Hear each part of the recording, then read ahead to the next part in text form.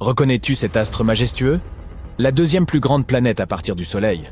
En effet, une géante gazeuse à l'aspect brumeux jaune-brun, c'est bien ça. 7 anneaux énormes et intimidants, tout à fait. Tu l'as compris, il ne peut s'agir que de Saturne. Et récemment, le télescope spatial Hubble a fait une découverte étonnante. Apparemment, les anneaux de la planète exerceraient sur elle une force depuis longtemps. Une nouvelle étude a révélé que ces anneaux emblématiques réchauffaient la haute atmosphère de Saturne. Le plus intéressant, c'est que les chercheurs de la NASA affirment qu'il s'agit là d'un phénomène que le monde scientifique n'a jamais observé ailleurs dans notre système solaire. Ce secret s'est trouvé juste sous notre nez pendant 40 ans, et ce n'est qu'après avoir exploité les relevés de la planète transmis par le télescope spatial Hubble, la sonde Cassini, désormais à la retraite, et les engins spatiaux Voyager 1 et 2, que les astronomes l'ont mis au jour. Cette interaction inattendue entre la géante gazeuse et ses anneaux pourrait devenir un outil permettant de prédire quelles planètes des autres systèmes stellaires possèdent également de magnifiques systèmes d'anneaux semblables à ceux de Saturne. Alors, comment s'est-il avéré que la planète géante était en train d'être lentement cuite par ses propres anneaux? L'indice caractéristique est un excès de rayonnement ultraviolet. Il s'agit d'une raie spectrale d'hydrogène réchauffée dans l'atmosphère de la géante gazeuse. L'augmentation du rayonnement ne peut que signifier que quelque chose irradie la haute atmosphère depuis l'extérieur. On ne sait pas encore très bien comment ce processus se produit, mais l'explication la plus probable est que des particules d'anneaux glacés pleuvent sur Saturne et provoquent ce réchauffement. Mais il pourrait aussi s'agir de l'impact de minuscules météorites ou des particules du vent solaire. Le réchauffement pourrait être causé par le rayonnement solaire ultraviolet ou par des forces électromagnétiques charriant des poussières chargées électriquement. Lorsque la sonde Cassini de la NASA a terminé sa mission et plongé dans l'atmosphère de Saturne, elle a eu le temps d'en mesurer les composants atmosphériques. Il s'est avéré que de nombreuses particules tombaient effectivement des anneaux. Mais dans tous les CA, ce processus de chauffe se produit grâce à l'influence du champ gravitationnel de la géante gazeuse. Les astronomes avaient quoi à connaissance de la lente désintégration des anneaux de Saturne. Mais comment ce processus affecte-t-il la planète? Cela mérite qu'on se penche sur la question. Bien, te souviens-tu de la sonde Cassini de la NASA dont on a parlé précédemment? Pendant plus d'une décennie, elle a étudié Saturne, partageant des clichés de la géante gazeuse et de ses lunes glacées. Elle nous a fait découvrir des mondes époustouflants où les rivières de méthane se transformaient en mers d'hydrocarbures, et où des jets de gaz et de glace projetaient des matériaux dans tout l'espace. Quoi qu'il en soit, cette même Cassini a également étudié la magnétosphère de Saturne. En effet, les forces qui agissent dans les profondeurs de la planète produisent une énorme bulle magnétique autour de celle-ci. Cette bulle est ce que l'on appelle la magnétosphère. Malheureusement, les astronomes disposent encore de très peu d'informations au sujet de ce phénomène typique de Saturne, car les champs magnétiques sont invisibles et évidemment plus simples à étudier de l'intérieur. Imagine la situation suivante. Des flux de particules chargées d'électricité en provenance du Soleil, il s'agit du vent solaire, se répandent dans le système à une vitesse de plusieurs millions de kilomètres à l'heure. Soudain, quelque chose apparaît sur leur chemin. C'est le champ magnétique de Saturne. Il protège la planète en repoussant les particules solaires. Par conséquent, les forces magnétiques du Soleil font rage à l'extérieur de la magnétosphère de Saturne, tandis qu'à l'intérieur de la bulle protectrice de la géante gazeuse, ce sont ses propres forces magnétiques qui dominent. Notre planète possède également un champ magnétique, mais sa magnétosphère est beaucoup plus petite. Et pourtant, elle nous protège efficacement des particules nocives provenant du Soleil et de l'espace. Même si Saturne est protégé par sa magnétosphère, le Soleil parvient toujours à lui causer du souci. Les vents énergétiques de notre étoile balayent la géante gazeuse, provoquant d'immenses aurores. Mais contrairement aux aurores terrestres, les aurores de Saturne ne sont observables que dans la lumière ultraviolette. En d'autres termes, elles sont invisibles depuis la surface terrestre. On ne peut les voir que si l'on voyage dans l'espace. Mais apparemment, il existerait différents types d'aurores sur la géante gazeuse. Par exemple, un autre type est provoqué par les particules chargées provenant des éruptions volcaniques qui se produisent sur les nombreuses lunes de la planète. Enfin, certaines aurores de Saturne pourraient être causées par des vents puissants qui tourbillonnent dans son atmosphère. Ces vents soufflent dans l'ionosphère, une région située en dessous de la magnétosphère. Ce même vent pourrait être responsable de la vitesse de rotation variable de la planète. Ce phénomène fait qu'il est difficile pour les scientifiques de déterminer la durée d'une journée sur la planète aux anneaux. En parlant de vent, Saturne possède un mystérieux vortex qui tourbillonne au-dessus du pôle sud de la planète. L'ensemble ressemble à une énorme tempête de type ouragan sur Terre, mais son œil mesure à lui seul près de 4000 km de diamètre. À titre de comparaison, l'œil d'un ouragan terrestre typique ne mesure que 3 à 5 km de large. Ce qui déroute les astronomes, c'est que le phénomène s'apparente à un ouragan, mais ne se comporte pas comme tel. Il est stationnaire et continue de tourner au-dessus de la même zone du pôle sud. Et alors que les tourbillons polaires sur Terre ont des noyaux froids, celui de Saturne paraît chaud. Et maintenant, prépare-toi à une autre surprise que Saturne nous a préparée. Sur une image envoyée à la Terre par le télescope spatial Hubble, on peut voir 2 taches sombres sur le côté gauche des anneaux de la planète. Ces taches sont surnommées des spokes. Certains les ont comparées à des rayons de bicyclette.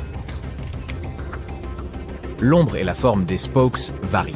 Ils peuvent sembler sombres ou clairs, cela dépend de l'angle et de l'éclairage. Parfois, ils peuvent même ressembler à des taches plutôt qu'à une forme classique de rayon radial. Ils ne durent pas non plus très longtemps, mais la bonne nouvelle, c'est qu'ils devraient être de plus en plus nombreux au fur et à mesure que nous nous rapprocherons du 6 mai 2025. C'est à cette date que se produira l'équinoxe d'automne sur Saturne. À l'échelle terrestre, c'est le moment où le Soleil se trouve exactement au-dessus de l'équateur de la planète, et où le jour et la nuit atteignent leur durée moyenne. Mais sur Saturne, c'est un peu différent. Comme notre planète, Saturne est inclinée sur son axe. C'est pourquoi elle connaît 4 saisons. Mais comme l'orbite de la géante gazeuse est beaucoup plus grande, chacune de ces saisons dure environ 7 années terrestres. Cet équinoxe se produit lorsque les anneaux de Saturne sont orientés vers le Soleil. Mais quelle est la cause de ces spokes? Les astronomes pensent qu'il s'agit du champ magnétique de la géante gazeuse. Lorsqu'un champ magnétique planétaire interagit avec le vent solaire, il crée un environnement électriquement chargé. Comme nous le savons déjà, sur Terre, cela se traduit par des aurores boréales. Et si nous parlons de Saturne, les plus petites particules d'un anneau glacé peuvent également être chargées. Et cela fait probablement léviter temporairement ces particules au-dessus des plus gros débris qui composent ces anneaux. Les spokes des anneaux de Saturne ont été repérés pour la première fois par la mission Voyager de la NASA. Cela s'est passé au début des années 1980. À l'époque, nous ne savions pas qu'il s'agissait d'un phénomène saisonnier. Après tout, Voyager 2 n'a fait que passer à côté de la planète et a poursuivi sa route. Pour comprendre la nature et le fonctionnement de ces spokes, les astronomes avaient besoin d'un télescope spatial capable d'observer les anneaux de Saturne de loin. C'est là qu'intervient Hubble. Le dernier équinoxe sur Saturne a eu lieu en 2009. C'est à cette époque que la sonde spatiale Cassini orbitait autour de la géante gazeuse. Elle a envoyé de nombreuses images étonnantes à la Terre, et elle a réussi à prouver assez rapidement que les spokes n'étaient pas dus à une quelconque interaction gravitationnelle avec Saturne. Pas plus qu'à l'influence des lunes et des petits satellites de la géante gazeuse qui jalonnent les anneaux de la planète. Dès 2005, Cassini a été en mesure de confirmer que les spokes étaient liés au champ magnétique de Saturne. Et même si cette mission s'est achevée en 2017, aujourd'hui encore, Hubble continue sa surveillance à long terme des changements à la surface et autour de Saturne. En dépit de toutes ces observations, les astronomes ne peuvent toujours prédire ni le début ni la durée de vie de ces spokes. Fort heureusement, les anneaux proéminents de Saturne constituent un laboratoire idéal pour étudier ce phénomène. En effet, même si les autres géantes gazeuses du système solaire possèdent également des anneaux, ceux-ci ne sont pas aussi facilement observables. Et les scientifiques ne savent pas s'il se trouve également des spokes sur ces planètes.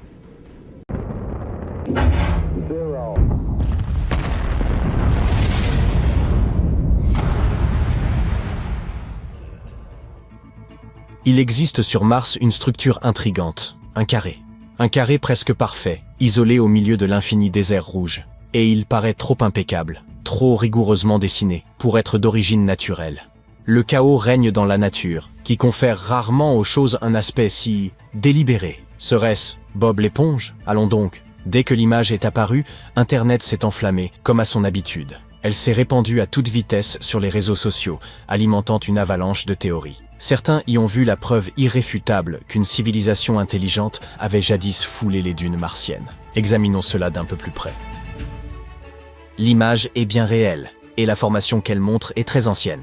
Elle a été capturée en 2001 par la caméra Mars Orbiter de la NASA, immortalisant un infime fragment du paysage martien. Et là se trouvait notre carré. S'agit-il là d'une trace laissée par une intelligence ? Mars est aujourd'hui un monde désertique, baigné de rouille et de silence.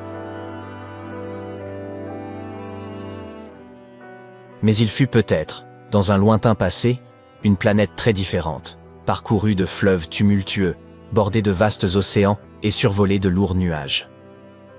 Dans un environnement aussi propice, la vie, si elle en a eu l'opportunité, aurait pu s'établir. Et il se pourrait bien qu'elle l'ait fait. Les scientifiques estiment qu'une forme de vie aurait pu exister sur Mars pendant une courte période, comprise entre 4,1 et 3 milliards d'années. Elle aurait émergé durant l'époque noachienne et perduré jusqu'à la fin de l'époque hespérienne. Pendant ce temps, sur Terre, les premiers océans n'en étaient qu'à leur genèse. La vie y balbutiait encore, sous forme de bactéries microscopiques nichées dans les cheminées hydrothermales des profondeurs marines. Tandis que Mars baignait déjà dans l'eau, notre planète ne connaissait ni flore, ni faune, uniquement une vie primitive luttant pour exister. Ainsi, Mars a pris une avance décisive dans la course à l'émergence de la vie. Son atmosphère, bien plus dense, aurait pu retenir suffisamment de chaleur pour maintenir l'eau à l'état liquide. Les vastes réseaux de vallées, ces cicatrices monumentales dans le paysage rouge, témoignent d'une histoire marquée par les pluies, les fleuves et les lacs. Et de gigantesques astéroïdes continuaient de percuter la planète, emportant peut-être avec eux des molécules organiques.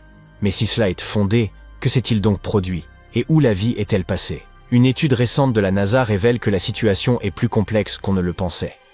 Les astronomes imaginaient qu'un bouleversement avait frappé Mars, un événement cataclysmique, et son doux climat se serait évanoui. Son atmosphère se serait raréfiée. Privée d'un champ magnétique robuste tel que celui de la Terre, la planète aurait vu le rayonnement solaire éroder son enveloppe gazeuse, la laissant froide et aride. L'océan s'est tout simplement évaporé.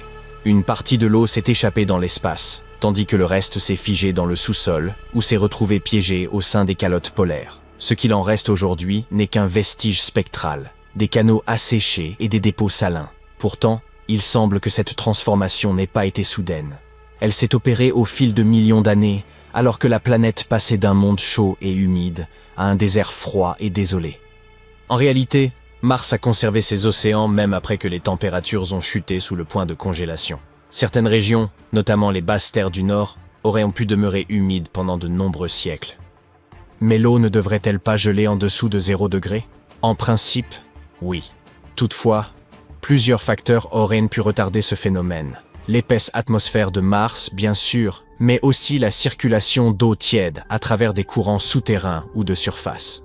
Et pendant cette période évoquée plus tôt, du Noachien jusqu'à la fin de l'Hespérien, la vie aurait très bien pu trouver un chemin.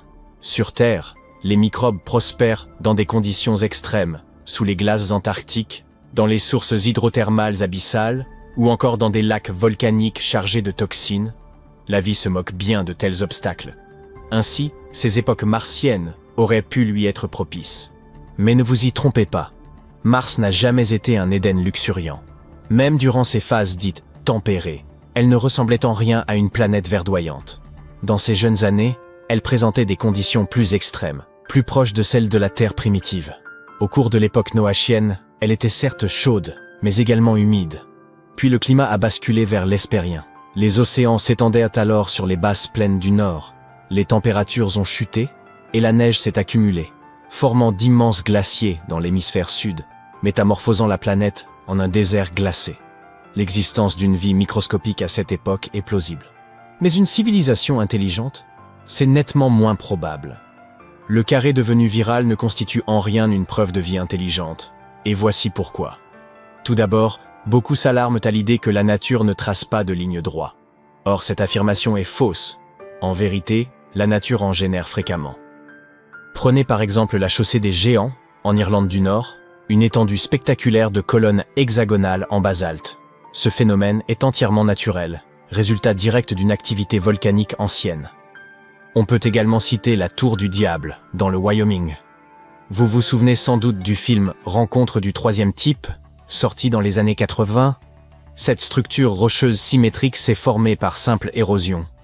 Vue depuis l'espace, elle semblerait pourtant artificielle.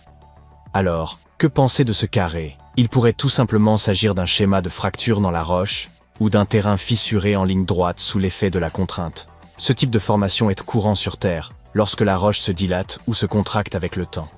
Sur Mars, où le sol subit en permanence l'impact de météorites, les vents violents et des écarts de température extrêmes, de telles contraintes sont inévitables. Il s'agit ici d'un cas typique de pareidolie, ce biais cognitif qui pousse notre cerveau à détecter des formes familières dans des motifs aléatoires. C'est un mécanisme que l'évolution a favorisé. Voilà pourquoi nous croyons parfois discerner des visages dans des troncs d'arbres, des animaux dans les nuages, ou des silhouettes dans des formations naturelles. Par ailleurs, la NASA photographie Mars depuis des décennies. Nous disposons d'images en haute résolution de cratères, de chaînes montagneuses, de vallées, de lits asséchés. Une civilisation ancienne n'aurait-elle pas laissé derrière elle, disons, quelque chose d'un peu plus probant qu'un simple rocher carré? Même en tenant compte de l'érosion, nous devrions repérer davantage d'indices. Routes, fondations, objets, ruines, au moins une trace tangible. Cela dit, il est vrai que l'on perçoit bien quelque chose. Ce carré n'est pas le premier phénomène martien à nous troubler. Au fil des années, on a cru identifier toutes sortes de choses, des tunnels au visage sculpté, et même Bigfoot, ou encore cette ouverture, parfaitement rectangulaire, semblable à une porte. C'est précisément ce que le public a cru apercevoir dans l'image des falaises orientales du mont Sharp, transmise par Curiosity. On pourrait presque y voir un ancien passage menant vers les profondeurs, comme s'il suffisait d'y entrer pour découvrir une base souterraine. La NASA a décidé d'examiner cette étrange ouverture de plus près. Résultat. Elle ne mesure que 30 cm de haut pour 40 cm de large, soit la taille d'une chatière. Ce que nous observons n'est donc pas une entrée, mais une fracture ouverte, une fente dans la roche formée naturellement avec le temps. Ce type de fissure est extrêmement répandu, aussi bien sur Terre que sur Mars. Il résulte de tensions dans le substrat rocheux, qui peut se dilater, se contracter ou s'éroder sous l'effet du vent et des siècles. Si vous traversiez un désert terrestre, vous croiseriez quantité de formes analogues. Les canyons, les falaises, voire les blocs de pierre présentent souvent des failles qui, sous le bon angle, évoquent des portes. La seule différence, c'est que la NASA ne les photographie pas. Quant à la supposée rectitude des lignes, elle n'était qu'une illusion d'optique due à l'angle de vue. En élargissant le champ, on découvre qu'il s'agit d'une simple entaille dans une structure rocheuse, bien plus vaste. Songeons aussi au fameux visage de Mars, photographié en 1976 par la sonde Viking 1 alors qu'elle cartographiait la planète. Dans la région de Cydonia, elle a capturé une formation rocheuse d'environ 2 km de long, ressemblant à un immense visage humanoïde. Cette image à elle seule a suscité livres, films, documentaires et podcasts. Mais, à l'époque, les caméras embarquées sur les orbiteurs Viking n'étaient guère perfectionnées. La résolution était faible, les détails flous. Les missions suivantes disposaient d'instruments bien plus performants. En 2001, Mars Global Surveyor a revisité la région. Et cette fois, plus aucun doute n'était possible. Le visage n'était qu'une colline.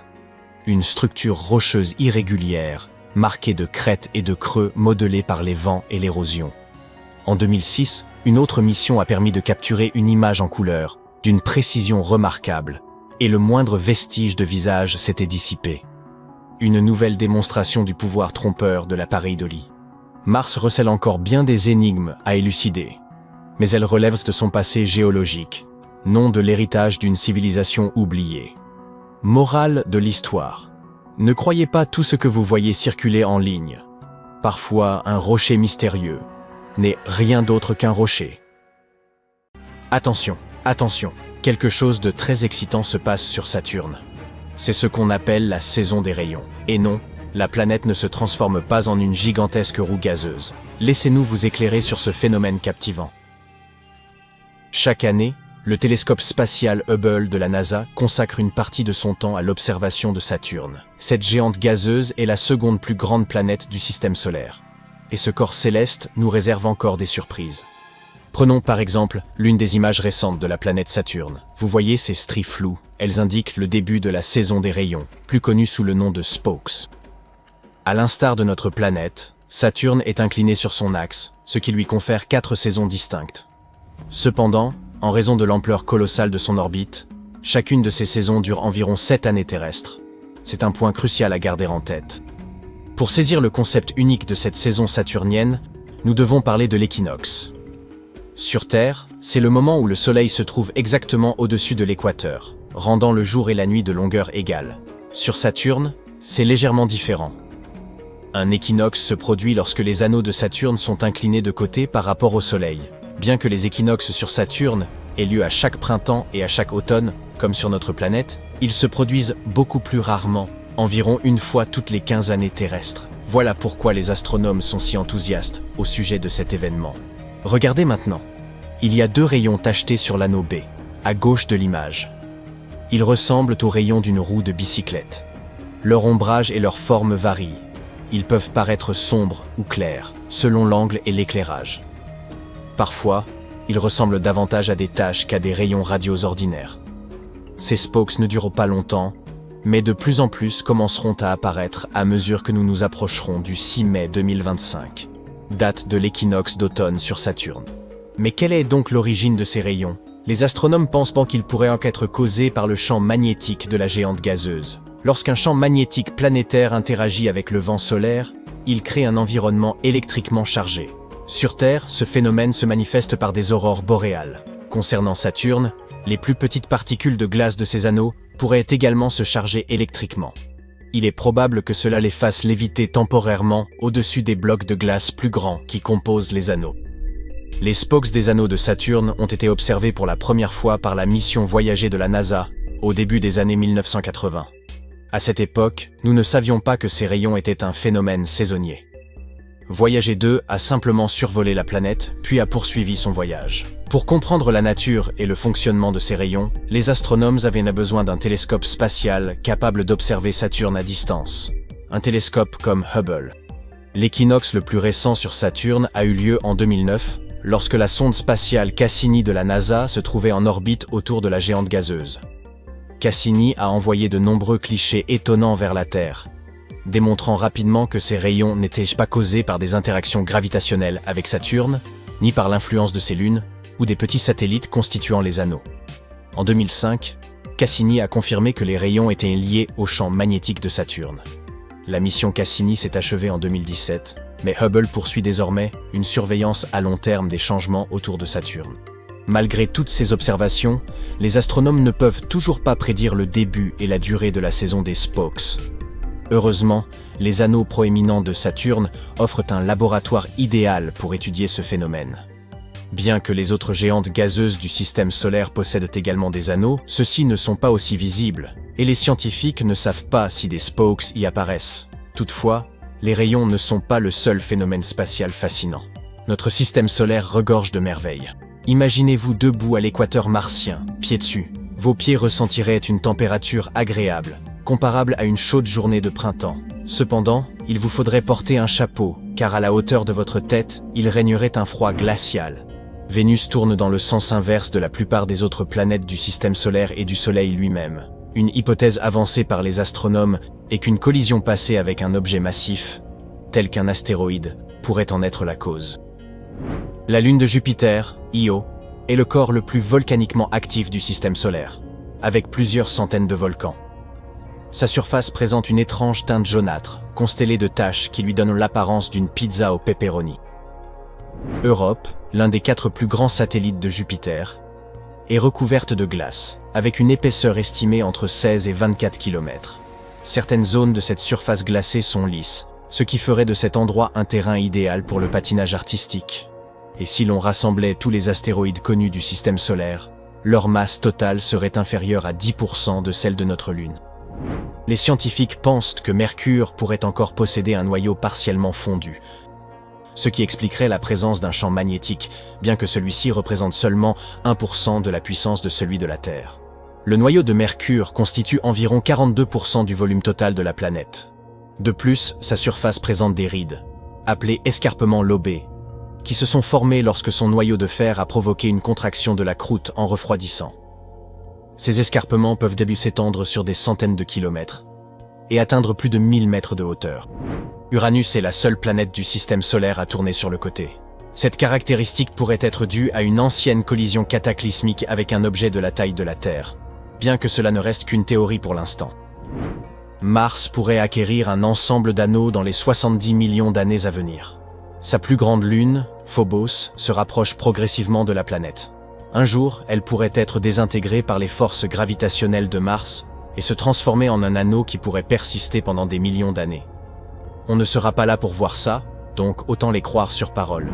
Les scientifiques estiment que la surface de la Lune possède plus de cratères que celle de la Terre, en raison de l'absence d'activité naturelle sur notre satellite. Sur Terre, les vents, les pluies, les tremblements de terre et l'érosion modifient continuellement la surface. En revanche, la Lune n'a presque pas de conditions météorologiques pour altérer son apparence. Saturne est la planète la plus aplatie du système solaire. Elle est comprimée au pôle, avec un équateur situé à environ 6400 km plus loin du centre de la planète que les pôles. Le télescope spatial Hubble, qui pèse presque autant que 2 éléphants d'Afrique mâles et est aussi long qu'un grand bus scolaire, on dirait le début d'une blague, a réalisé près de 1,5 million d'observations depuis son lancement en 1990. Ces données ont permis aux astronomes de rédiger environ 15 000 articles scientifiques. Tout ce qui se trouve sur Terre et tout ce que les gens peuvent observer dans l'espace à l'aide de télescopes est considéré comme de la matière normale, composée d'atomes et de molécules, et ne représente que moins de 5% de l'univers. Près de 68% est constitué d'énergie sombre, et les 27% restants sont de la matière noire. Est-ce vraiment important? Oui, tout à fait. Saturne possède un vortex mystérieux qui tourbillonne au-dessus de son pôle sud. Ce phénomène ressemble à une énorme tempête de type ouragan, mesurant près de 8000 km de diamètre, soit les 2/3 du diamètre de la Terre. Ce qui intrigue les astronomes, c'est que bien que ce vortex ressemble à un ouragan, il ne se comporte pas comme tel. Saturne est également la seule planète du système solaire moins dense que l'eau. En d'autres termes, si vous trouviez une baignoire assez grande pour contenir cette géante gazeuse, elle y flotterait comme un canard en caoutchouc. Les tremblements de lune ne se produisent pas aussi fréquemment que les tremblements de terre. Mais lorsqu'ils se produisent, ils se manifestent plus près du centre du satellite. Les scientifiques pensent que ces tremblements de lune pourraient être causés par la gravité de la Terre et du Soleil. L'une des lunes de Saturne, Japet, présente un étrange motif bicolore. Les deux hémisphères de la Lune sont très différents. L'un est clair tandis que l'autre est étonnamment sombre. Les scientifiques n'ont pas encore élucidé ce mystère. La seule ceinture d'astéroïdes connue des astronomes dans le système solaire se trouve entre Mars et Jupiter. Des milliers d'astéroïdes occupent cette zone. Ce sont des objets solides de forme irrégulière et de taille variée, chacun bien plus petit qu'une planète. Les scientifiques ont analysé la composition chimique de certains météorites retrouvés dans le désert du Sahara, en Antarctique et ailleurs. Il s'avère que certaines de ces roches ont une origine martienne, tandis que d'autres proviennent de la Lune ou de la ceinture d'astéroïdes située entre Mars et Jupiter. Ah, les roches spatiales cesseront-elles jamais de nous fasciner? Mars pourrait, à notre insu, perturber les abysses de nos océans. Située à 225 millions de kilomètres de la Terre, elle était autrefois jugée trop éloignée pour exercer une quelconque influence sur nous. Or, cette certitude a récemment vacillé avec la mise en évidence d'un effet papillon inattendu. Une modeste attraction gravitationnelle, à l'origine anodine, finirait par engendrer d'immenses tourbillons dans les profondeurs marines. Cette hypothèse a émergé lorsque des scientifiques se sont penchés sur l'analyse de près de 300 forages réalisés dans le plancher océanique dans les années 60. Leur objectif était d'évaluer la puissance des courants profonds en examinant les sédiments, ces dépôts de sable ou de vase qui se sont accumulés au fond des mers durant 65 millions d'années. Le fond océanique est constitué d'une superposition de strates sédimentaires. Lorsqu'elles suivent un schéma régulier, cela indique une accumulation progressive et ininterrompue des matériaux, signe que les courants marins sont restés relativement stables. Toutefois, les chercheurs ont relevé une anomalie. À certaines époques précises, aucune trace de sédimentation ne subsistait, ce qui impliquait qu'un facteur extérieur avait rompu ce processus naturel. L'explication la plus plausible réside dans l'existence de puissants courants sous-marins. Leur intensité aurait été telle qu'ils auraient déplacé les sédiments de leur emplacement initial. Mais l'aspect le plus intrigant de cette découverte réside ailleurs. Toutes les interruptions relevées se sont produites selon un intervalle constant de 2,4 millions d'années. Au total, 27 périodes de rupture ont été mises en évidence, un phénomène qui ne saurait être attribué au simple hasard. Les chercheurs ont alors compris qu'ils ne faisaient pas face à de simples irrégularités dans le dépôt des sédiments, mais bien à un phénomène cyclique. D'après les spécialistes, la seule explication envisageable trouve son origine dans l'espace et s'inscrit dans le cadre des grands cycles astronomiques. Pour saisir ce mécanisme, il convient d'évoquer d'abord les cycles de Milankovitch. Ces cycles doivent leur nom au scientifique serbe qui, il y a un siècle, a émis l'hypothèse que les variations dans la trajectoire orbitale et l'inclinaison de la Terre pouvaient influer sur son climat à long terme. Les mouvements de notre planète ne sont pas immuables et peuvent être perturbés par divers facteurs, notamment par l'influence gravitationnelle d'autres astres.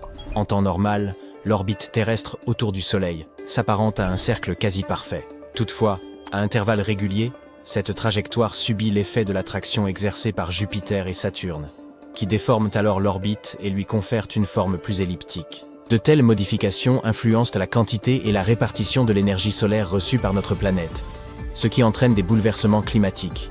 D'après la théorie de Milankovitch, ces variations suivent des cycles bien définis, de 405 000, 100 000, 41 000 et 23 000 ans.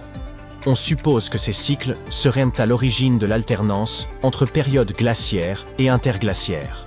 Cette hypothèse, d'abord théorique, a été validée dans les années 70, lorsque des scientifiques ont découvert des preuves de ces rythmes cycliques en analysant les sédiments marins.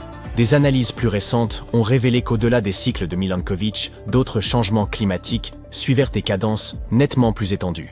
Ici, il n'est plus question de dizaines de milliers d'années, mais de phénomènes qui s'étalent sur plusieurs millions d'années. C'est précisément ce qui caractérise les grands cycles astronomiques mentionnés précédemment. Jusqu'à présent, notre compréhension de ces phénomènes reposait essentiellement sur des modèles mathématiques et informatiques. Trouver des indices géologiques attestant de l'existence de ces cycles astronomiques multimillénaires et de leur influence sur la Terre relevait d'un véritable défi. Mais les choses ont changé. Les découvertes réalisées au fond des océans pourraient bien fournir la preuve tant attendue. En effet, la période de 2 400 000 ans correspond précisément aux traces d'interaction gravitationnelle entre la Terre et Mars. Lorsque ces deux planètes suivent leurs trajectoires respectives, leurs champs gravitationnels entrent en interaction selon un phénomène de résonance, exactement comme c'est le cas avec Jupiter et Saturne. Périodiquement, l'influence gravitationnelle de Mars perturbe légèrement l'orbite terrestre, rapprochant notre planète du Soleil. Ce phénomène, à l'instar des cycles de Milankovitch de plus courte durée, a des répercussions sur le climat. Il se traduit par une augmentation du rayonnement solaire reçu par la Terre, entraînant un léger réchauffement. Toutefois, les scientifiques estiment que cet apport supplémentaire d'énergie solaire reste modéré. Il ne s'agit pas d'un bouleversement tel que notre planète deviendrait une fournaise invivable. Néanmoins, même une variation minime du climat peut avoir des conséquences notables, notamment sur la circulation océanique. Une augmentation des températures favorise la multiplication des tempêtes de grande ampleur, lesquelles génèrent des tourbillons capables d'entraîner les sédiments jusqu'aux abysses océaniques. Ces phénomènes, comparables à d'immenses vortex sous-marins, jouent un rôle clé dans la dynamique des fonds marins. L'identification de ces discontinuités dans les archives sédimentaires des grands fonds constitue une avancée majeure, sans doute la plus solide confirmation à ce jour de l'existence des grands cycles astronomiques. Comme évoqué au début de la vidéo, ce processus rappelle l'effet papillon. Tous les 2 400 000 ans, l'attraction gravitationnelle de Mars modifie l'orbite terrestre, entraînant un réchauffement climatique. Ce réchauffement stimule la formation de puissants tourbillons sous-marins, qui finissent par bouleverser la dynamique des eaux profondes. Les cycles mis en évidence dans cette étude coïncident également avec certaines périodes de réchauffement climatique déjà bien documentées dans l'histoire de la Terre, notamment le fameux maximum thermique du Paléocène et Éocène. Cet épisode, survenu il y a environ 56 millions d'années, a entraîné une hausse des températures d'environ 8 degrés. De nombreuses hypothèses ont été avancées pour en expliquer l'origine, qu'il s'agisse d'une perturbation orbitale ou du passage d'une comète. Or, cette nouvelle étude suggère que Mars pourrait aussi avoir joué un rôle dans ce phénomène. Bien que ces résultats soient particulièrement intéressants et convaincants, Il reste encore beaucoup à faire pour établir un lien direct entre ces cycles astronomiques et les courants océaniques profonds. Certes, les chercheurs ont fourni une explication plausible aux lacunes observées dans les sédiments marins, mais il ne s'agit pour l'instant que d'une hypothèse à approfondir. Toutefois, leur réussite est capitale pour l'ensemble de la communauté scientifique. Comprendre précisément le moment où ces grands cycles astronomiques se produisent et leurs effets sur la Terre pourrait s'avérer déterminant. Cela permettrait notamment de mieux distinguer les fluctuations climatiques d'origine naturelle de celles provoquées par l'activité humaine. L'étude de ces tourbillons océaniques apporte aussi de précieuses informations sur l'impact du changement climatique sur la circulation des eaux marines. C'est d'ailleurs ce qui rend cette découverte particulièrement importante, notamment en lien avec une menace majeure, l'éventuel effondrement de la circulation méridienne de retournement atlantique. Ce système de courants océaniques assure la redistribution des masses d'eau dans l'Atlantique, transportant les eaux chaudes vers le nord et les eaux froides vers le sud. Il joue ainsi un rôle clé dans la régulation thermique de la planète et dans l'apport de nutriments indispensables à la vie marine. Or, certains chercheurs redoutent un ralentissement, voire un arrêt de ce mécanisme, aux conséquences potentiellement désastreuses. Si cela devait se produire, les eaux de surface, riches en oxygène, ne se mêleraient plus aux eaux profondes, compromettant ainsi l'équilibre des océans. Pourtant, ce lien possible entre Mars et la Terre ouvre une perspective plus optimiste. Il suggère qu'un réchauffement climatique pourrait entraîner une intensification des courants océaniques profonds, empêchant ainsi les mers de stagner. Cela dit, cette hypothèse reste fragile. Les preuves manquent encore. Certains experts sceptiques rappellent que, bien que l'activité des tourbillons ait effectivement augmenté ces dernières décennies, les observations satellitaires montrent que leurs courants n'atteignent pas systématiquement les abysses et ne garantissent pas toujours une circulation efficace de l'eau. Pour l'heure, impossible de trancher. Seules les recherches futures permettront de savoir qui a raison. Imaginez un tigre. Les tigres sont connus pour ces belles rayures qu'ils conservent toujours. Cependant, imaginez si les rayures du tigre pouvaient changer de taille, de position et de couleur de temps en temps. Magique, n'est-ce pas? Eh bien, c'est exactement ce qui se passe avec un titan de notre système solaire, Jupiter. Pourquoi et comment? Eh bien, les astronomes pourraient bien avoir la réponse. Alors voyons voir. Jupiter est une planète immense et fascinante. Lorsque vous regardez sa photo de loin, c'est comme voir un magnifique lever de soleil. Ici, nous avons toute une palette, des jaunes pâles crémeux au brun caramel, avec même quelques nuances de bleu. Jupiter est un astre époustouflant, composé principalement d'hydrogène et d'hélium, tout comme notre Soleil. Cependant, elle n'a pas rassemblé assez de matière lors de sa formation pour devenir une étoile. Au lieu de cela, elle est devenue une boule colossale de gaz qui pourrait contenir plus de 1300 terres à l'intérieur. Jupiter présente ces motifs intéressants de nuages sombres et clairs qui tournoient autour de la planète en bandes alternées, comme d'immenses rayures. Ces rayures sombres sont appelées bandes, et les plus claires sont appelées zones. À vrai dire, elle n'est pas unique en son genre. La Terre et Jupiter présentent toutes deux ces motifs dans leurs atmosphères. C'est juste que la Terre n'en a que quelques-uns, alors que Jupiter en a beaucoup plus. Pourquoi ces bandes sont-elles brunes et beiges ? Cela peut s'expliquer par la combinaison d'hydrogène, d'hélium et d'autres traces d'éléments dans l'atmosphère de la planète. C'est un peu comme mélanger différentes couleurs de peinture pour créer de nouvelles nuances. Ces bandes créent de magnifiques motifs à travers la surface de la planète. Bien, puisque Jupiter a une atmosphère imposante et un système météorologique similaire à celui de la Terre, elle connaît donc des tempêtes extraordinaires. Donc, même si ces bandes peuvent y sembler calmes et paisibles, elles font en réalité partie d'un système météorologique déchaîné. C'est comme une fête de tempêtes sans fin qui se déroule là-bas. Ces bandes et ces zones se déplacent dans des directions opposées autour de la planète. Les bandes tournent à rebours de la rotation de Jupiter, à contre-courant pour ainsi dire, tandis que les zones vont dans son sens. Et non seulement elles se déplacent dans des directions différentes, mais elles existent également à différentes altitudes dans l'atmosphère de la planète. Les bandes s'apparentent à des régions où les choses montent, comme des bulles dans une boisson gazeuse. Donc, le sommet des nuages à l'intérieur de celle-ci se trouve plus haut dans le ciel en comparaison du sommet des nuages dans les zones, qui sont donc plus enfoncées. Ainsi, même si la Terre et Jupiter possèdent cette similitude, leur météo est complètement différente. Ce serait comme comparer des pommes et des oranges. L'une des tempêtes les plus célèbres sur Jupiter est la Grande Tache Rouge. Mais pourquoi est-elle rouge ? Eh bien, c'est un peu un mystère. Les scientifiques pensent que la tempête se situe à une altitude plus élevée que le reste de l'atmosphère. Cela signifie qu'elle reçoit une dose plus forte de lumière solaire. Imaginez-vous debout sur une colline, où le soleil brille plus fort sur vous par rapport au reste de l'environnement. De la même manière, la grande tache rouge reçoit davantage de rayonnement du soleil. La tempête contient également dans ses nuages des composés chimiques spécifiques, tels que l'ammoniac et l'acétylène. Lorsque ces composés reçoivent ce rayonnement supplémentaire, ils réagissent d'une manière unique, donnant à la tempête sa couleur rouge distinctive, un peu comme des effets spéciaux dans un théâtre cosmique. Quoi qu'il en soit, ces rayures ont l'air stylées et tout, mais quel est le grand mystère qui les entoure? Eh bien, voyez-vous, un jour, les scientifiques ont décidé d'examiner les données provenant de l'intérieur profond de Jupiter, environ 50 km sous sa surface. Et après avoir jeté un coup d'œil au secret de Jupiter, ils ont remarqué quelque chose d'étrange. Quand ils ont observé Jupiter en utilisant un type de lumière spéciale, dite lumière infrarouge, les couleurs de ces bandes ont réellement changé. Les zones claires qui étaient pâles et crémeuses sur les images habituelles devenaient sombres dans la vue infrarouge. Quant aux bandes autrefois sombres, elles brillaient à présent vivement. Cela suggère quelque chose d'intéressant. Les bandes sur Jupiter ont une couverture nuageuse plus mince que les zones. C'est comme si elles portaient des tenues transparentes, tandis que les zones avaient des nuages plus épais, comme des doudounes moelleuses.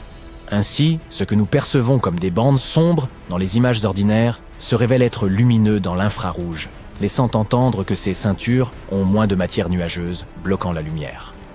Mais voici la partie la plus étrange. Toutes les quelques années, quelque chose change. C'est comme si la météo sur Jupiter passait par des montagnes russes. La couleur des bandes peut changer, et parfois tout le modèle météorologique s'emballe pendant un moment. Les scientifiques restent perplexes, et tentent de comprendre pourquoi cela se produit. Ils ont donc décidé d'utiliser la sonde spatiale baptisée Juno pour enquêter sur ce phénomène. Depuis 2016, Juno collecte beaucoup d'informations sur Jupiter, comme un espion collectant des indices. L'un des éléments que Juno étudie est le champ magnétique de Jupiter. Tout comme la Terre, Jupiter a un champ magnétique. C'est comme une bulle invisible qui entoure la planète, s'étendant jusqu'à l'espace. Ce champ magnétique est vraiment important car il protège la planète et tout ce qui s'y trouve. Il agit comme un bouclier contre les particules nocives de l'espace, comme celles provenant du Soleil. Mais Jupiter est bien plus grande que nous, donc son bouclier protecteur est beaucoup plus puissant. Les chantois magnétiques sont générés par une chose appelée dynamo, qui agit comme un grand fluide conducteur tourbillonnant à l'intérieur de la planète. Ce fluide se déplace et tournoie, un peu comme une fête underground qui se passerait au plus profond de la planète. Ainsi, les scientifiques ont examiné les données collectées par Juno au fil des années et ont remarqué quelque chose d'intéressant. Le champ magnétique de Jupiter a ses propres petits mouvements, un peu comme lorsque vous voyez des vagues dans l'océan. Les scientifiques appellent ces mouvements des oscillations de torsion, qui est simplement une façon élégante de décrire des mouvements en forme de vague. C'est comme si Jupiter faisait sa propre danse magnétique. Maintenant, imaginons que l'intérieur de Jupiter soit comme une énorme marmite de soupe en ébullition. Profondément à l'intérieur de Jupiter, il y a des courants lents qui transportent la chaleur vers le haut, à la manière d'un tapis roulant. Cette chaleur finit par atteindre la partie supérieure où nous voyons les nuages. Mais voici où les choses deviennent intéressantes. Imaginez que quelqu'un commence à remuer la soupe très rapidement, avec une cuillère. Ces mouvements magnétiques ondulatoires, les oscillations de torsion, agissent exactement comme cette cuillère. Ils créent un trouble qui perturbe les courants lents. Eh bien, cette perturbation a un grand impact sur la météo de Jupiter. C'est comme augmenter la chaleur de votre gazinière et changer la façon dont cuit la soupe. Les schémas de montée et de descente des nuages, que nous appelons ascendance et subsidence, se mélangent tous. Un tourbillon dans la soupe. Nos astucieux chercheurs ont également remarqué quelque chose de particulier près de l'équateur de Jupiter. Ils ont découvert un point concentré de magnétisme appelé la grande tache bleue. Et devinez quoi? Ce point ralentit, comme s'il prenait une pause dans son mouvement habituellement rapide.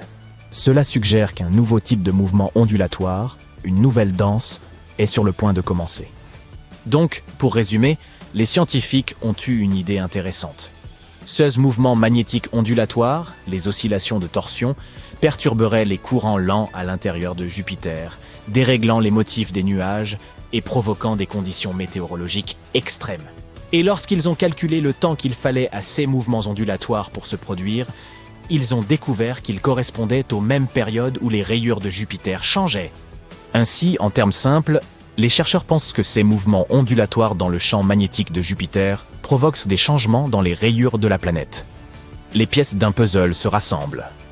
Les astronomes essaient toujours de comprendre pleinement pourquoi cela se produit, mais c'est un pas en avant excitant dans la compréhension des mystères de notre vaste univers. Mais il reste encore quelques mystères à résoudre. Pour trouver plus de réponses, les scientifiques doivent continuer à observer attentivement Jupiter à l'avenir. En observant comment les nuages changent, ils peuvent vérifier si leur théorie est correcte ou si elle doit être ajustée. De ces tempêtes massives à ces bandes colorées, Jupiter ne cesse de nous surprendre avec ses merveilles cosmiques. Elle ne scintille peut-être pas comme une étoile, mais elle brille intensément en tant que géante gazeuse, nous captivant par sa taille et sa beauté. Alors restez toujours curieux et gardez la tête dans les étoiles. Imagine un monde immobile et glacé. Un monde ancien, vieux d'environ 4,5 milliards d'années. Les rayons du soleil le réchauffent à peine et il est recouvert d'une épaisse couche de glace. Ce monde est plus petit que notre Lune, mais un peu plus grand que Pluton. Il s'agit d'Europe et c'est le 6e satellite de Jupiter et l'une des plus grosses lunes du système solaire. Mais le plus intéressant au sujet de ce monde, c'est qu'il pourrait abriter la vie. Les astronomes se sont penchés avec intérêt sur Europe à la recherche de formes de vie. Cette lune possède en effet un immense océan d'eau salée d'une profondeur de 65 à 160 km. Il est certes caché sous une couche de glace d'une épaisseur estimée entre 16 et 32 km. Mais cette lune n'en demeure pas moins potentiellement habitable. Les astronomes nous disent que des panaches d'eau jaillissent des fissures dans la couche de glace et projettent le contenu de cet océan dans l'espace. Bien sûr, il ne sera pas facile d'aller chercher des traces de vie dans de telles profondeurs, mais les scientifiques disposent déjà d'éléments indiquant qu'il existe des bassins beaucoup moins profonds, situés plus près de la surface. Ils pourraient même se trouver à moins d'1 kilomètre sous la glace. Ceci présente deux avantages. D'abord, la probabilité qu'il y ait de la vie sur Europe est accrue. Deuxièmement, si c'est vrai, cela facilitera le travail des futures missions dans leur recherche de formes de vie. Il est intéressant de noter que la découverte récente de ces bassins peu profonds est le fruit d'un pur hasard. Le scientifique qui dirige les recherches, Riley Kullberg, a assisté à une présentation faite par l'un de ses collègues spécialistes des planètes. Il y montrait une photo de double crête sur la surface d'Europe. Kullberg s'est alors souvenu qu'il avait vu des crêtes similaires sur Terre. De telles formations sont rares sur notre planète, mais elles sont très nombreuses sur Europe. Des travaux ultérieurs ont suggéré que les crêtes de cette lune pourraient résulter d'un cycle bien précis, similaire à celui de la Terre. Lors de ce cycle, l'eau liquide gèle puis dégèle à l'intérieur d'une couche de glace, un environnement soumis à une pression très élevée. La calotte glaciaire se déplace alors vers le haut de manière répétée, créant une structure à deux pics. C'est du moins ce qui se passe sur Terre. Si les choses sont similaires sur Europe, cela prouverait la présence d'eau peu profonde sur le satellite. Bien sûr, la température, la pression et la composition chimique sont différentes sur Europe. Et on n'en sait pas encore beaucoup sur la nature de cette glace. Les scientifiques ne savent donc pas quelle est la profondeur ou la taille des poches d'eau, ni combien de temps il leur faut pour geler. Mais ce qui est plus ou moins clair, c'est que l'environnement sous toute cette glace est protégé des radiations de Jupiter qui frappent la surface du satellite. Ce qui, bien entendu, augmente les chances d'existence de la vie sur Europe. Nous avons évoqué le fait que l'océan d'Europe pourrait être salé. La couleur rouge des traces visibles à sa surface pourrait être due à leur composition chimique. Il s'agit probablement d'un mélange gelé d'eau et de sel. C'est assez inhabituel. Une telle composition ne correspond à aucune substance connue ici sur Terre. Quant aux taches jaunes à la surface d'Europe, il pourrait s'agir de chlorure de sodium. Tu connais cette substance sous le nom de sel de table. Des scientifiques ont essayé de recréer les conditions qui règnent sur Europe en laboratoire. Ils ont découvert qu'en combinant de l'eau, du sel de table, des températures glaciales et une pression élevée, ils pouvaient obtenir un nouveau type de cristal solide. Cette substance pourrait exister à la fois au fond de l'océan d'Europe et à sa surface. En dehors de ces quelques faits, les chercheurs ne savent pas grand-chose. Ils espèrent obtenir davantage d'informations d'ici à 2030. À cette date, la mission Europa Clipper, lancée par la NASA, atteindra probablement Europe. Cette mission effectuera plusieurs survols rapprochés et tentera de déterminer si une quelconque forme de vie peut y exister. La mission JUICE, ou Jupiter Icy Moons Explorer, de l'Agence spatiale européenne, se rendra également sur Europe dans les prochaines années. Mais Europe n'est pas le seul endroit du système solaire susceptible d'abriter la vie. En 2003, Mars Express, une sonde lancée par l'Agence spatiale européenne, a découvert du méthane dans l'atmosphère de Mars. Sur notre planète, la majeure partie de ce gaz est produite par des créatures vivantes, par exemple par le bétail lorsqu'il digère ses aliments. Mais les scientifiques pensent que le méthane est resté stable dans l'atmosphère martienne pendant environ 300 ans. En 2006, il a presque entièrement disparu de la planète rouge. Et cela s'est produit 600 fois plus vite que ne le prévoyaient les modèles des chercheurs. La question est donc de savoir ce qui a généré ce gaz et où il est parti. Un autre mystère martien concerne les microbes qui pourraient dormir sous la surface. Ils pourraient avoir été protégés des radiations pendant des millions d'années. Des scientifiques ont simulé les conditions martiennes en laboratoire pour vérifier si c'était possible. Et ils ont eu la surprise de constater que des bactéries pouvaient facilement survivre dans de telles conditions pendant 280 millions d'années. Cela signifie que si la vie a existé sur Mars, nous pourrions en trouver la preuve dans ses profondeurs en forant le sol de la planète. À l'heure actuelle, l'eau ne coule pas sur Mars et les cellules et les spores se dessécheraient tout simplement. De plus, la température de la surface est similaire à celle de la glace sèche. En d'autres termes, la planète est profondément gelée. Pourtant, il pourrait exister 6 types de bactéries et de champignons sous le sol de Mars.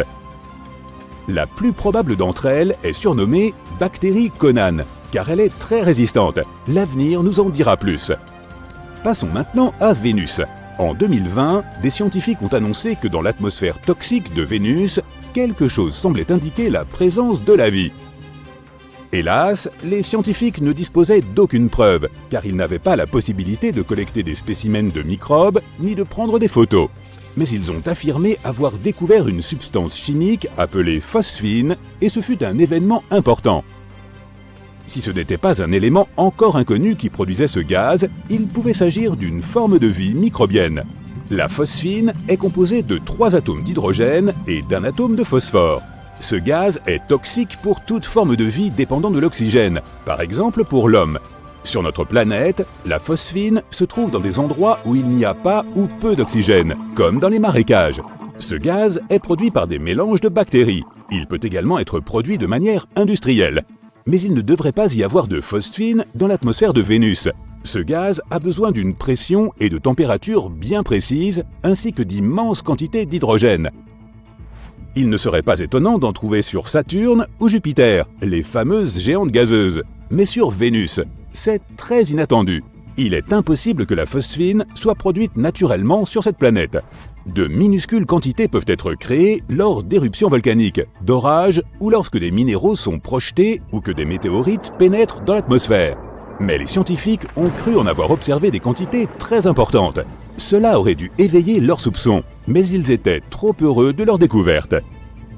Selon eux, cela pouvait donc signifier qu'il y avait de la vie sur Vénus. Mais même si ce gaz a été créé par des organismes, une question demeure. Comment ont-ils survécu sur cette planète ? Sur la nôtre, certains microbes peuvent vivre dans des environnements dont l'acidité atteint 5%, mais pas plus. Or, sur Vénus, les nuages sont presque entièrement constitués d'acide, avec plus de 90% d'acide sulfurique. L'atmosphère de cette planète est également 50 fois plus sèche que l'endroit le plus sec de notre planète. En 2022, grâce à des télescopes à très haute résolution, on a pu déterminer qu'il n'y avait pas de phosphine dans l'atmosphère de Vénus. Et s'il y en avait, ce n'était qu'une très petite quantité. Nous devons donc continuer à chercher des traces de vie dans des régions encore plus éloignées. Pourquoi aimons-nous tant Saturne ? Parce que nous trouvons ces anneaux merveilleux. Grâce à eux, cette planète se démarque dans le système solaire.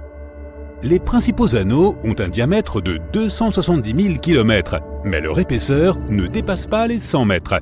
L'anneau le plus lent et le plus excentré tourne à environ 16,4 km par seconde. La planète tourne plus rapidement que ça sur elle-même. Mais sais-tu que Saturne est resté dépourvu d'anneaux pendant la majeure partie de son histoire ? nous allons découvrir les origines de leur formation. Grâce à la dernière visite de la sonde Cassini, les chercheurs ont pu estimer la masse de ces anneaux, 15 millions de milliards de tonnes. En outre, ils ont pu déterminer que les anneaux avaient entre 10 et 100 millions d'années, donc qu'ils sont bien plus jeunes que la planète elle-même. Ces anneaux ne forment une masse solide qu'en apparence. Ils sont en réalité constitués de milliards de morceaux de roche et de glace. Certains font la taille d'un grain de riz, d'autres sont aussi gros qu'une maison ou même qu'une montagne. Les morceaux de glace et de roche les plus proches de la planète filent à une vitesse d'environ 83 000 km/h et de mystérieux rayons traversent ces anneaux. Ils semblent se former et se disperser en quelques heures seulement. Il se peut que ces rayons soient constitués de minuscules particules formant des plaques chargées d'électricité, résultat de l'impact de petits météores. Ou peut-être s'agit-il en fait de faisceaux d'électrons provenant de la foudre de Saturne. Selon une théorie, les anneaux de Saturne sont des résidus qui auraient dû former une lune en s'agrégeant, mais ne l'ont tout simplement pas fait. Selon une autre théorie, ils proviendraient de Theia, une planète de la taille de Mars qui est entrée en collision avec la Terre il y a environ 4,5 milliards d'années. Les parties les plus légères de la croûte ont été projetées dans l'espace au moment de l'impact, tandis que le noyau, plus dense, n'a pas bougé. Mais dans le cas de Saturne, tous ces débris n'ont pas fini par former une lune. Ils ont formé ces anneaux qui rendent cette planète si reconnaissable. Selon une autre théorie, les anneaux se seraient formés à partir de la poussière et des débris d'une lune détruite lors d'une immense collision, peut-être avec un astéroïde ou une comète. Ou peut-être que les anneaux sont là parce qu'un jour, une lune s'est désagrégée en raison des forces gravitationnelles de la planète elle-même. Si ces anneaux s'étaient formés dès la naissance de Saturne, ils auraient eu plus de 4 milliards d'années pour accumuler davantage de débris et de poussière provenant de collisions de micrométéorites. Mais ils sont en fait principalement constitués de glace d'eau, pas de poussière, ce qui signifie qu'ils sont plus jeunes que nous ne le pensions.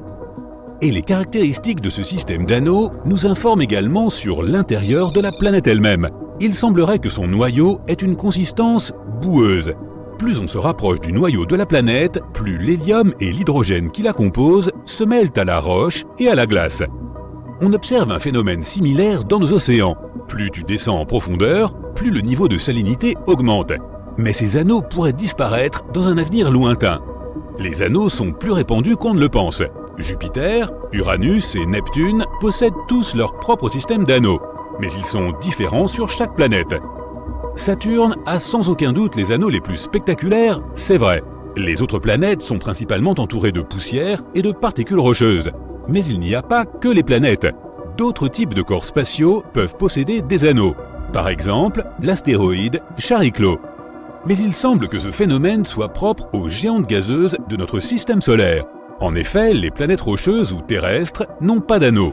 Et ce serait, selon une théorie, parce que les planètes gazeuses situées dans la zone la plus reculée du système solaire protègent les planètes rocheuses situées, elles, dans la région intérieure de ce même système.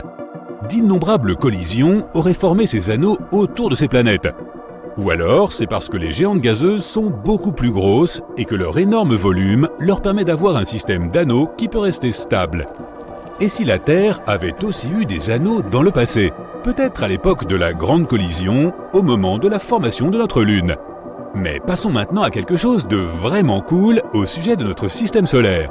Pluton, une minuscule planète naine située à la périphérie de notre système solaire, nous la considérions jadis comme une planète à part entière, possède une atmosphère assez bizarre. Personne ne s'attendait à observer une brume si élevée à 1600 km de hauteur. Cela veut dire qu'elle s'élève plus haut que ne le fait l'atmosphère de notre propre planète.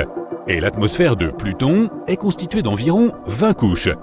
Elles sont plus denses et beaucoup plus froides que ce que les scientifiques avaient prévu.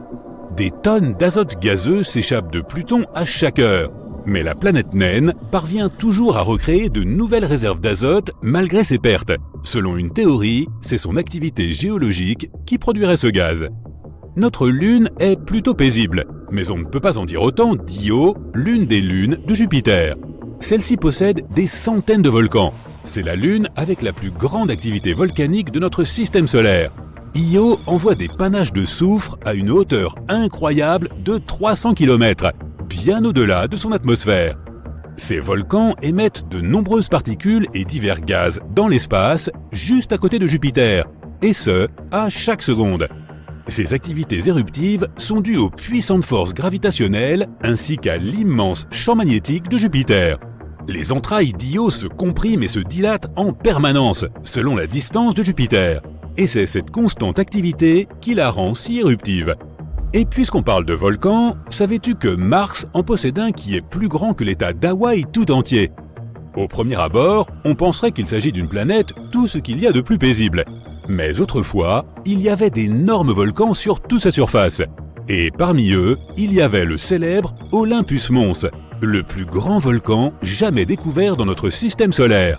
Il mesure 602 km de diamètre, ce qui est à peu près la taille de l'Arizona.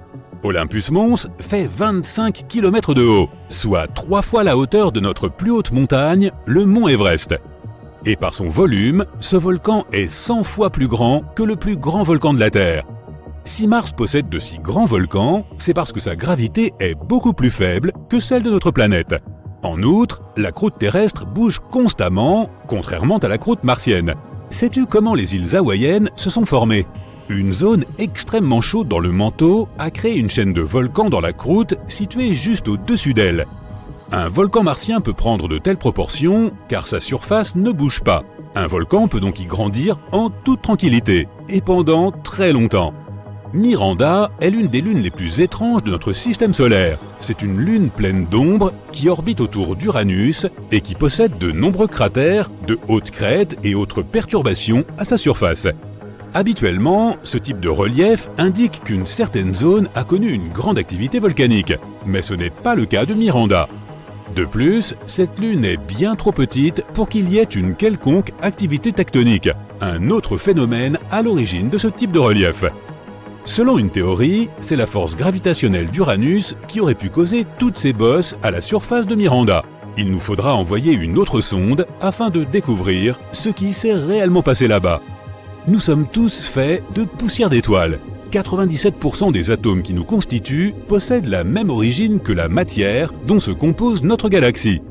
On parle d'éléments constitutifs pour désigner les composants essentiels à la vie sur Terre. Les étoiles possèdent elles aussi ces éléments, mais dans des proportions différentes. Par exemple, notre masse contient 65% d'oxygène, alors que les éléments que nous mesurons dans l'espace, comme les spectres des étoiles, contiennent moins d'1% d'oxygène. Mercure est déjà la plus petite planète de notre système solaire, j'exclus ici certains autres corps, par exemple la planète naine Pluton, et il semble qu'elle ne cesse de rétrécir. C'est la deuxième planète la plus dense après la Terre, mais elle se densifie encore à mesure que le temps passe.